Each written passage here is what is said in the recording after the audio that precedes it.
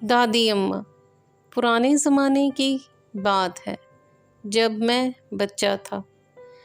ان دنوں دادی اماں 90-92 کی ہوں گی۔ وہ بیشتر وقت اپنے کمرے میں ایک تخت پر بیٹھی رہتی تھیں۔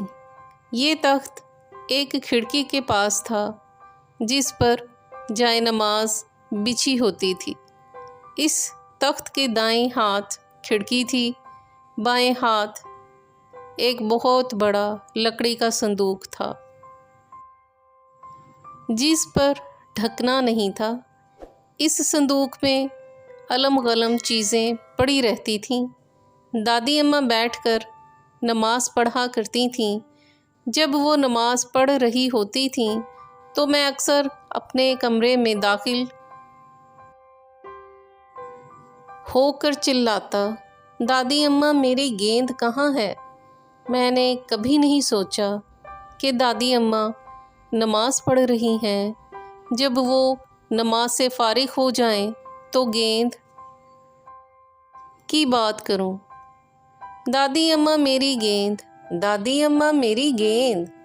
سجدے میں جانے سے پہلے دادی اماں کانی آنکھ سے صندوق کی طرف دیکھتیں جہاں گیند رکھی ہوتی۔ پھر وہ جب سجدے میں جاتیں تو بایاں ہاتھ صندوق میں ڈال کر گیند اٹھا لیتیں اور سجدے سے اٹھ کر وہ گیند میری طرف پھینک دیتیں۔ صرف میری گیند کی بات نہ تھی،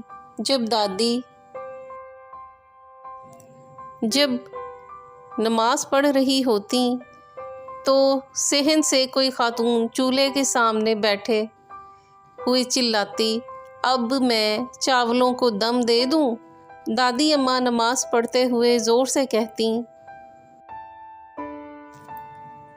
ہوں، اور نماز جاری رکھتیں۔ محلے کی بڑی بوڑھیاں دادی اماں کی اس عادت پر ہنسا کرتی تھیں۔ دادی اماں سے مخاطب ہو کر کہتیں، نواب بی بی تو یہ کیا کرتی ہے؟ نماز پڑھتے ہوئے یکسوئی کا خیال نہیں رکھتی؟ اس پر دادی اماں ہاتھ چلا کر کہتیں، صرف اس کی نماز ہی نہیں اور کام بھی ضروری ہوتے ہیں۔ یہ لڑکا گیند کے لیے روتا رہے اور میں نماز پڑھتی رہوں؟ ایسی نماز کس کام کی؟ اسے پتہ ہے کہ دنیاوی کام بھی ضروری ہوتے ہیں۔ میں تو کہتی ہوں دین اور دنیا ساتھ ساتھ چلتے ہیں۔ ان دنوں محلے والیاں سب دادی اماں کی باتوں پر ہنسا کرتی تھیں، کہتی تھیں نواب بی بی سٹھیا گئی ہے۔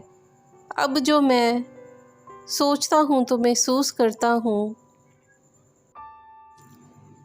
کہ دادی اماں نے دین اور دنیا میں کتنا سادہ، قابل عمل اور خوشگوار توازن قائم کر رکھا تھا۔